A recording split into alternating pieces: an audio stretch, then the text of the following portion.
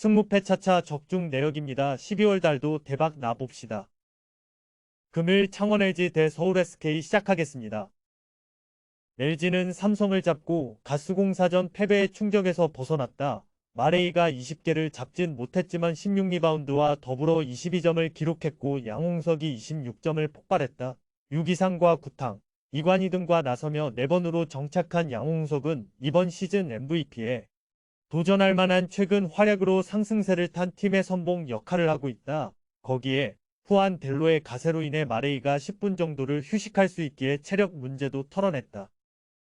SK는 지난 목요일 손호 원정에서 후반 상대에게 추격을 허용하며 패배의 위기도 몰렸지만 4쿼터 승부처를 접수하며 승리했다. 원희가 12점에 그치며 고전한 경기였는데 안영준이 3점 슛 4개 포함 21점을 몰아쳤고 완벽하게 컨디션을 끌어올린 김선영도 벤치에서 17점을 더했다. 최근 로테이션 조정을 통해 생산력이 어느 정도 올라간 모습이다. LG의 승리를 본다. 텔로가 나오는 구간에 맞은 문제가 있긴 하지만 마레이는 엄청난 피지컬을 앞세운 존재감으로 원희의 페인트존 진입을 막아낼 수 있다. 안영준 상대로도 매치업 우위를 내주지 않을 양홍석이 있고 이관희와 이재도가 외곽에서 지원할 LG가 승리할 것이다. 금일 고양 손호 대 원주 DB 시작하겠습니다. 손호는 SK전에서 후반 추격에 성공했지만 승부처에서 밀리며 분패했다. 원희 상대로 매치업 우위를 가져가 오누아쿠가 20점 동반 더블더블을 기록했고 전성현이 모처럼 3점 슛 5개를 성공했는데 전반 많은 이들을 내준 것이 페인이었다. 그래도 한호빈이 메인 볼핸들러로 어느 정도는 이정현의 공백을 메워주고 있다. DB는 지난 목요일 가스공사 원정을 무난하게 승리하고 한숨을 돌렸다. KCC와 KT에 연패하며 이익원 팀들에게 추격을 허용했었기에 가뭄의 단비 같은 승리였다. 강상재가 11개의 리바운드와 더불어 23득점으로 더블더블을 기록했고 로슨도 확률 높은 공격 시도로 리드를 벌리는데 공헌했다. 위기가 모처럼 16분의 출전 시간 동안 골밑을 막아낸 것도 인상적이었다. DB의 승리를 본다. 손호는 복귀한 최현민이 김예룩과 국내 빅맨 역할을 해주고 있는데 김종규와 강상재가 나설 DB의 높이를 감당하기 어렵다. 최승욱과 김영현 등 허슬과 수비력을 갖춘 선수들이 전성현을 경기 내내 괴롭힐 수 있고 로슨과 알바노가 득점을 이끌 DB가 연승에 성공할 것이다.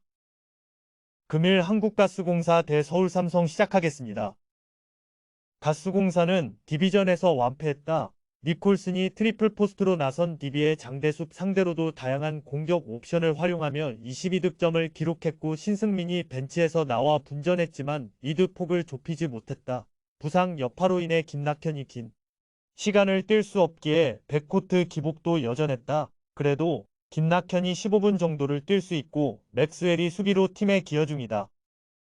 삼성은 지난 LG전 패배 이후 충분하게 쉬었다. 이정현과 김시래를 비롯해 베테랑들이 많은 팀이기에 나름 의미 있는 휴식이었을 것이다. 그러나 여전히 코범과 이원석 등 빅맨 듀오를 제외하면 팀에서 확실히 믿고 기용할 선수가 부족하다. 최승욱과 이동엽 등이 있긴 하지만 경기력 기복이 크고 외곽에서는 코번의 부담을 덜어줄 선수가 보이지 않는다. 가스공사의 승리를 본다. 삼성은 지난 시즌 최하위에 이어 이번 시즌도 최하위에 처진 팀이기에 최근 은희석 감독이 자진 사퇴했다. 오픈마인드의 김효범 코치가 대행으로 나설 텐데 첫 경기라는 부담이 있다.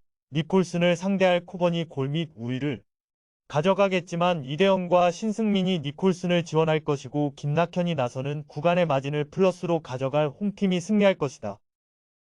금일 KB스타즈 대 BNK썸 시작하겠습니다.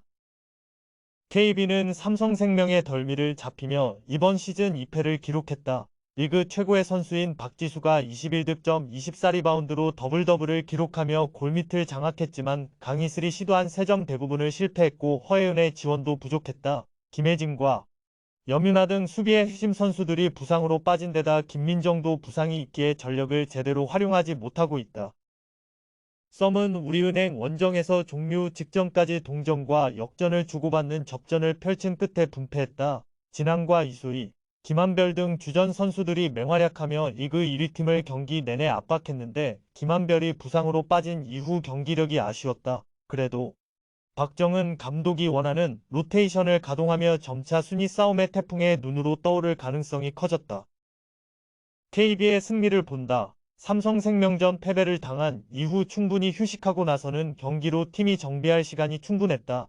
여전히 부상자들이 많긴 하지만 주전 5명의 비중이 큰 원정팀 상대로는 박지수와 강희슬이 출전 시간을 길게 가져가며 상대할 수 있다. 진안을 높이로 압도할 박지수와 함께 KB가 승리할 것이다.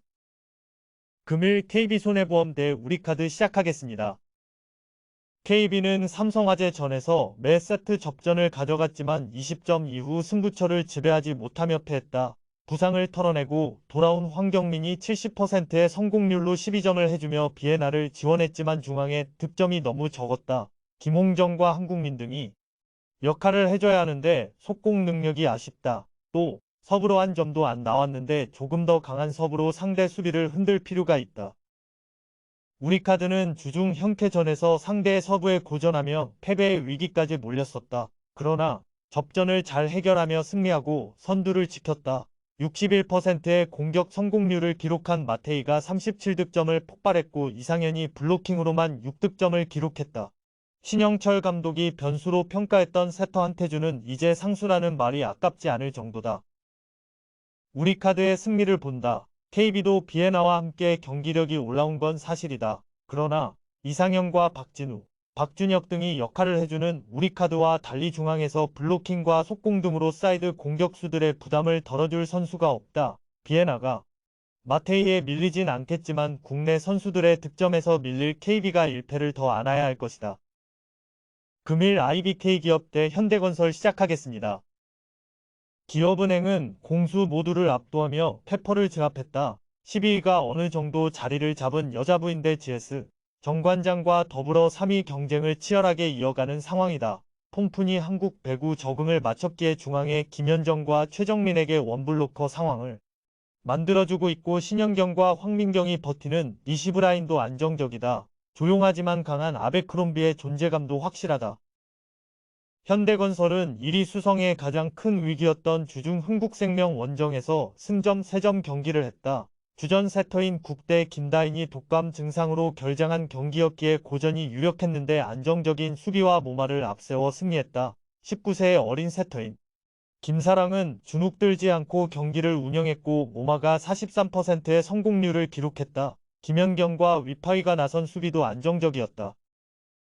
기업은행의 승리를 본다. 독감 증세에 김다인이 나설 수도 있지만 100%의 몸 상태로 보긴 어렵다. 최근 코트 위의 모든 공격수를 잘 살려주는 폼푼이 충분히 맞대결 우위를 세터에서 가져갈 것이다. 최정민이 중앙에서 블로킹과 속공 등으로 잘해주는 데다 아베크롬비도 확실히 폼을 끌어올린 기업은행이 승리할 것이다. 금일 조합픽은 모두 무료로 보내드렸습니다. 못 받으신 분들 및 궁금하신 분들은 영상 아래 고정 댓글로 편하게 말 걸어주세요.